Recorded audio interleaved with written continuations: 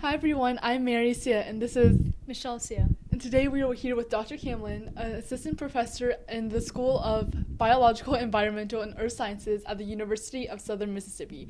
Dr. Camlin, we're so honored to have you here today. Yeah, thank you for coming. But could you tell us a little bit about how you got started and what inspired you to go into STEM?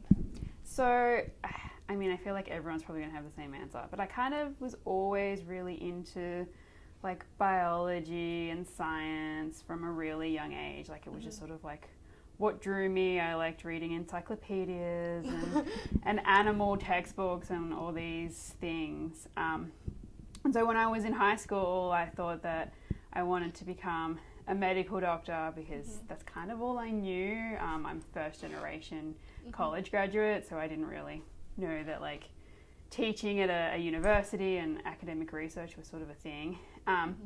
And so I went to undergraduate university, did my bachelor's, thinking that I would do that and go into medicine after. And about a year into my undergraduate, I realized that you could just like do research and teach other people science. And I thought that sounded like the coolest thing ever, and switched gears, and here we are, over a decade later.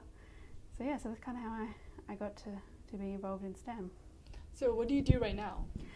So right now my lab looks at how are good quality eggs made that can support embryo development. So we're what's called a basic biology research lab. So we look at specific individual proteins or molecules in eggs and go, well, what is that doing? And we don't necessarily have we're going to look at what this one does and it'll be able to cure infertility, but it's more you have to know how the cell works normally so that when patients come in that have issues, you then have a starting point to look at of like, okay, well, we know this molecule is important for this and we can see that it's messed up in this person, and so therefore it's a likely cause of that. So we are at the very beginning of like, well, what is this actually doing in a cell?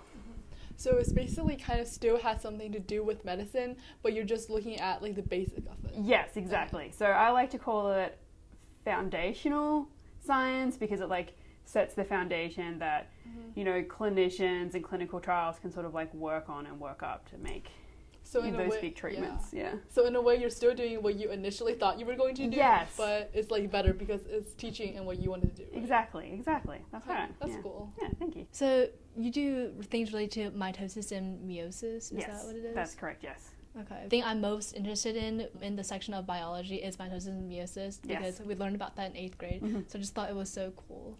Yeah, so I look mainly at meiosis, so that's what eggs and sperm do and how they divide and are created, and mitosis is how every other cell in the body does it. And so we know that when either of those go awry, that it can lead to things like cancer and infertility. And so we're just trying to go, well, how does that process normally work? And then from there, people can hopefully like figure out how to treat diseases, down the line. So could you tell us a little bit about a project that you've done? Or is it just like the separation, or how do you look at it? So how do you examine what you do?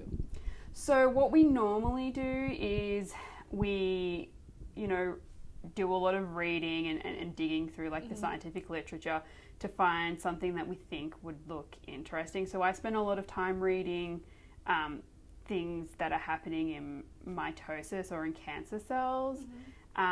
Because oocytes are different in how they do it, and being like, well, if this is important in that, like, is it also important in oocytes? And if it is, what is it doing? And so we, the latest things that we've been doing is looking at protein dephosphorylation, which is a specific thing where proteins in cells, their activity is modified by the addition of a phosphate, which is a chemical, onto the protein, and that changes how the protein functions in a myriad of different ways. And about 70% of proteins in cells are phosphorylated. And so what we're interested in looking at is how do the cells control the removal of that chemical modification, and when is that happening, and how is that important to allow the cells to progress so that the egg that is ovulated is is at a stage and healthy enough that it's actually capable of supporting embryo development. So I understand that you were interested in STEM just as a kid. Yes. So were there any like gender-related challenges when you went into STEM, because STEM is mainly a male-dominated field? I've been exceptionally lucky throughout my career that all of my mentors and PIs and sort of the higher-ups that I've dealt with have all been women who were very supportive and were very much like there to like ensure that, I guess, I was sort of buffered from the worst of it, in that they were like helping me progress. And I think the only time that I sort of really ever noticed it was in high school when I went to my careers advisor in year 10. You had to do work placement somewhere, and I went to him being like, I really want to be a doctor. I'd like to try and organize work placement somewhere where I can see that. And he was very much, are you sure you want to be a doctor? And instead organized work placement with me at the hospital in the nurses department. Oh, okay. And from that, I realized that nurses are incredible in what they do, but it's nothing that I want to do. And I was like, no, he's wrong. I want to be a doctor. And I just sort of, have pushed through and done it. I have heard like horror stories from friends who are women who have had issues, but I think, so it is out there, and I know it is, and I like hear these stories and I like see it, but personally, I have to date, thankfully, never really had to deal with it. So there is, I guess, if you like pick strong women to like help mentor you through it, they can help sort of navigate you through the fields and the whisper networks where they can sort of be like, you don't want to work with that person and work with this person instead, because they're not going to have any issues with them. So you talked about like having women mentors and everything. How did that impact you, like them encouraging you? I think it was really, really good. So for my PhD, I had 2 women who were my mentors, and they were both very different in sort of their career trajectories and what they wanted to do. And so I sort of saw like how you can sort of like take it. One decided that, they didn't want to be in academia anymore. And so when they got pregnant, they sort of like semi-retired out of it. And then the other one had decided that she didn't want to have children at all.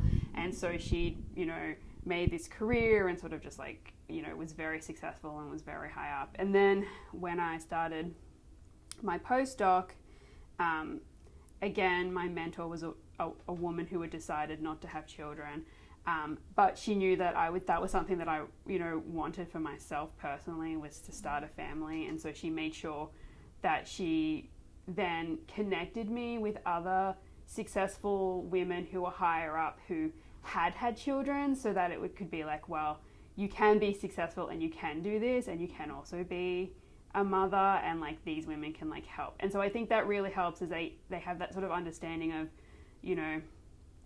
having kids as a woman. It sort of does impact you more if you're a person with a uterus and a person without a uterus having kids, because you have to carry the child, and there is all those medical sort of things associated with it. And so, being able to connect you to people who have done that, and there's like, this is how I did it, and everyone's journey is different, but like that isn't going to stop you. If you want both, you can do both. And so I think having a woman, she sort of recognized that and was like, I can't give this to Nikki, but I can make sure to connect her to other women who can give her that sort of mentoring that she needs. So having a good role model and seeing someone else do what you want to do really inspires you and helps you, right? I think so, yeah. Yeah. I mean, it makes you go, I can do that. Yes. Yes. Most people, when we think of STEM, and especially like sciences, we think of going into medical, like you said before. So what are some of the other possibilities that you could do, and how did you navigate your way to find what you liked? Yeah, so there's like so many things out there. So I did my undergraduate degree in pathology, and so I went in thinking I wanted to be a doctor, and then I decided maybe I wanted to be a pathologist, but then realized that you had to do the regular sort of medical residency and training, and I realized that, you know, interacting with patients was probably not going to be my strong suit, and I didn't want to have to do that to become a pathologist. And then I decided that I wanted to do cancer research, which I feel like is the next thing that people decide that they want to do. And so when I was looking for, you know, finishing up and deciding where I was going to do grad school and research, I was looking at sort of institutions in a specific area. And I just happened to come across a lab who was doing egg research, and I thought that, hey, that looks pretty cool. Maybe I'll try that out for a year. If I hate it, I'll just find a cancer lab. And I went there and I fell in love with it.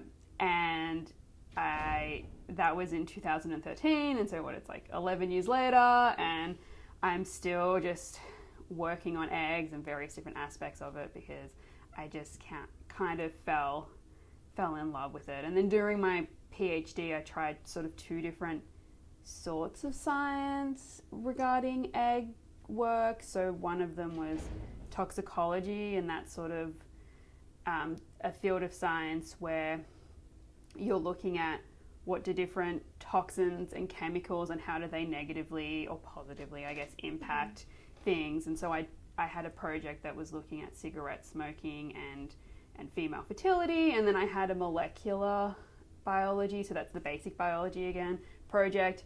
And so I kind of realized, well, I like the molecular side of things, and I'm not in love with the toxicology, and I can't see myself sort of doing that. So I guess it's one of those things where you just sort of sample little things, and then you eventually, you know, even if you're working on a cell that you don't like, maybe you go, well, I didn't like the research question, but I loved that technique that I was doing. So like, now let's try and find a research question that I'm interested in that also is using this. Or maybe you're like, I'm really interested in this question, but I hate how we're answering it. So now I'm going to try and find a different way to answer this question that I'm interested in. And so it's just, yeah. And then just talking to people, and then you network and you go to conferences and you get all these new ideas, and it's sort of, the more you do science, the more you get exposed to different things, and then that sort of helps you go, well, that's cool, like I want to do that now. And you can sort of like leapfrog around, but you have to like get in the door to start leapfrogging.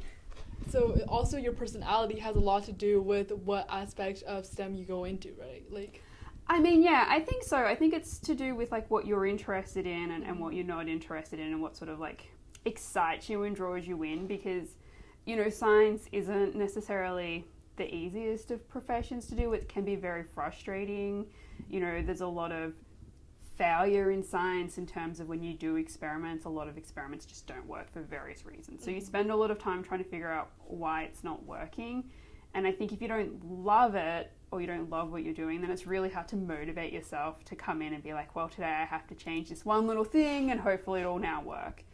So you talked about enduring like challenges. So how do you overcome those challenges? Like, for example, if you had many mistakes in one experiment, and it can be really frustrating, and then sometimes like you want to quit. So how do you overcome that mentality? Yeah, so one of the things that I try and think about and embody is that every time you make a mistake, you're learning something new. So you're either learning, oh, I thought I could do that, or I thought I could skip that step and now it turns out I can't, or you're learning something new about, like, maybe you're trying to develop something new for the first time, and so like, yeah, it didn't work, but now we're one step closer. And so it's that sort of thing of always make new mistakes, because those new mistakes are bringing you in the right direction. And then the other thing that I always try and sort of instill is that, you know, bring it back to what is it that you're trying to answer? Like, what is the fundamental question? And so, okay, we've tried to answer it this way,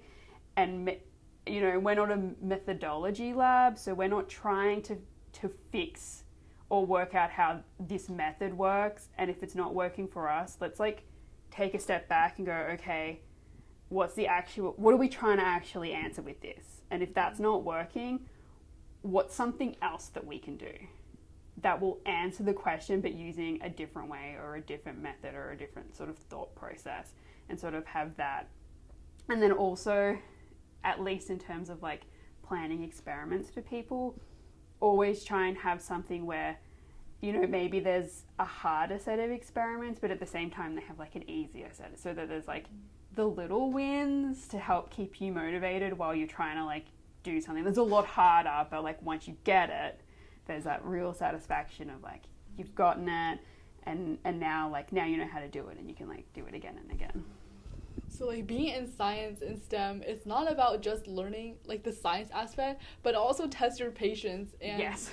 And it also teaches you a lot of like values, like problem solving skills and all of that, right? Absolutely. There is a ton of people that, you know, have PhD in science and then have gone off and they're not necessarily working in science anymore, but they've leveraged the skill sets that you learn how to troubleshoot, you learn how to think outside the box, how to read new data, like, and synthesize it into new questions. And so they end up working in, you know, all these different fields that you don't necessarily like think about, but all the skills you learn in graduate school to become, you know, a doctor in science, you know, helps. Like I know of someone who they got their doctorate in basic biology, decided they didn't really want to stay in science, got a master's in law, and are now a patent attorney for science patents.